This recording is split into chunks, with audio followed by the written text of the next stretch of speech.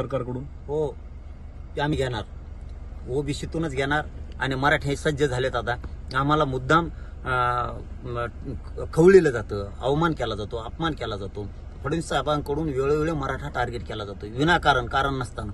मराठ्यांनीच त्यांना सत्तेवरती बसवलं.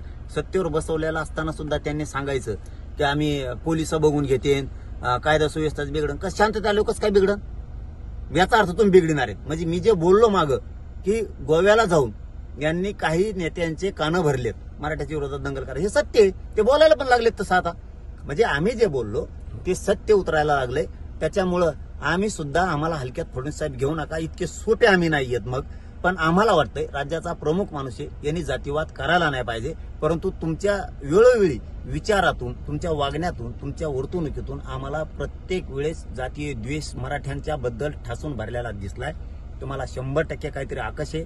तुम्हाला सत्ता आणताना फक्त मराठा लागतो. कबूल करा शपथ होऊन, मराठ्यांमुळे सत्ता आली की नाही फडणवीस? चला वा, शपथ मराठ्यांमुळे आली नाही का? मग कशाला मराठ्यांच्याच पोरांच्या मुळावर उठलात तुम्ही? माझ्या गोरगरिबांच्या पोरा बाळांसाठी, लेकरा बाळांसाठी मी लढतो.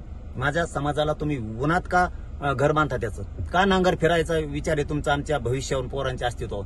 त्याच्यामुळं सगळेचे सगळे कर्मचारी मराठी, नोकरदार मराठी, शेतकरी सगळेच मुंबईला निघाले जातात. आता जे येणार नव्हते ना ते सुद्धा मुंबईला चालले जातात. मी सकाळी 2ला निघालेलो आंतरवालीतून, दुपारी 2ला. मी आता इथं 8-9 वाजत आलेत, आणखीन माजलगाव तसे इतके मराठी रस्त्यावर आले जातात.